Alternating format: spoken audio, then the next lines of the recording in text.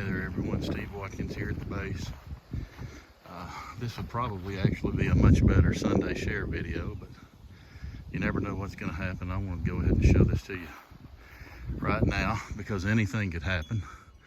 A storm could come through, a herd of deer could come through here in the morning and wipe this out in 30 minutes. An armadillo could come in here and run it overnight. But these are my strawberries, and they are in full bloom and we're about to have ripe berries. This is my first season for these berries in this spot, so they're not very spread out and they're not very established, but we'll have a good crop. These are my potatoes, these two rows right here. Now, the frost got a little bit of these the other night, and you can tell that they're burned a little bit. See that burn there on that edge? A little bit of frost got that, but a potato plant's like an iceberg. 2/3 of it is underneath the ground, so this will come back out and it'll look nice. And believe it or not, those two rows will have enough potatoes to feed all of Stone County. This absolutely is the most beautiful cabbage I've ever had. That's why I really do expect a deer to come through here any day and just get it. But it is absolutely the most beautiful cabbage I've ever had. Row of garlic there. This is kale. This is for Dana and for me too. Onions, got a row of onions going down through here. This is my first year of asparagus. You don't even get to harvest it in the first year. That is a bummer for sure. But that's what a first year asparagus plant looks like. Showed you my onions. We got spinach coming up. We'll be harvesting spinach soon. That is some beautiful spinach. We've got a couple of varieties of lettuce over here on the next row. Also, beautiful lettuce. Let me just show you this. That is beautiful lettuce. Between the onions and the spinach and the lettuce, and these sugar snap peas over here that are coming along nicely. If we just had tomatoes, we'd have a nice salad real soon. A whole row, different varieties of peppers, banana, hot, cayenne, you name it, we got it. I just took the buckets, see those buckets over there? For the first 3 weeks they'd been around my tomatoes. Put the cages around the tomatoes today. I've got about, I don't know, I've got almost 40 tomato plants out here. I have no idea what we're gonna do with that many tomatoes. We'll be able to make enough salsa to feed New York City. But quick story about those buckets over there. Someone taught me that trick. You put the buckets around the tomatoes. In April and May around here, it's pretty windy. It likes to whip the plants around, and they don't like that. But the buckets also insulate the heat around the plant. It acts like a little greenhouse. And on a 50-degree night, it may feel like 60 degrees in there. Tell you who taught me that trick with those buckets?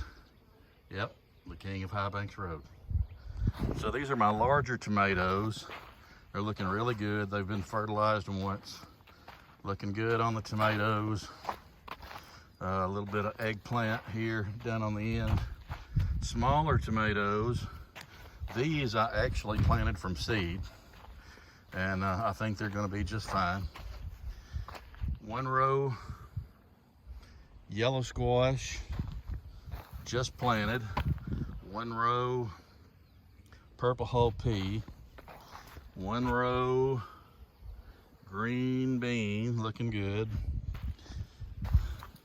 One row zucchini squash. We will have zucchini bread out the wazoo too. Anybody know what that is? You got to be from the South to know what this is. Okra. Okra, that's what they say. Okra. Someone will have fun picking that in the hot July weather. And more tomatoes from seed in the cage. Here you can't see much yet. I've got 2 more rows of vine. I got my cucumbers here. That's where we'll make pickles. Cantaloupe and watermelon over here. Y'all, I'm so proud of this. Look at that. I have worked my booty off this year for the very first corn crop I've ever had. I fought crows and frost and armadillos and no telling what else, but we're gonna have a corn crop this year, come heck or high water. tiller. I've got a bigger tiller that goes on the back of a tractor. But y'all, I want to show you one more thing before we go.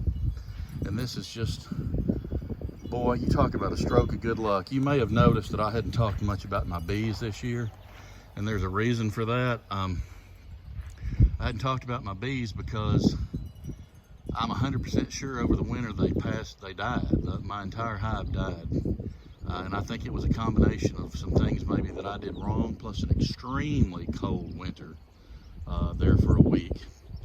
And I already had more bees ordered. I like to have bees because I just like to have bees, and I like to have them because they're good for my garden. They help make a garden produce 3 times more than it normally would. But I had left my hives open just to clean them up because I was going to go get new bees. And y'all, I want to show you something. I want you to look at this. Somebody, I must be living right. I don't know. 5 days ago, there was not a single bee in that hive. I came home Sunday from Jonesboro, and they were full. A swarm found them, smelled that honey, that brood in there, and hey, at Tranquility Base, we're back in the bee business. I am happy with that, let me tell you. Hey, and I want to show you something. Look, they came in here. Look at these bees. Look how they're cleaning those hives out. They're cleaning that old brood. They're taking that stuff and just dumping it out. Bees work all the time. They never stop. And they're very, very clean. Anyway, I've been putting in gardens for a lot of years. And I don't think I'm prouder of one than I've ever been of this one. Mostly because I've worked on it so hard, and Dana's helped me a whole lot this year. I don't think I could have saved this garden through both of those frosts if Dana hadn't helped me. But anyway, I'm about to sit down in my easy chair. See that easy chair over there? I painted that today. That's gonna be my garden chair. I'm gonna go sit over in that and have me a cool drink. Y'all take care. See you next time. Bye-bye.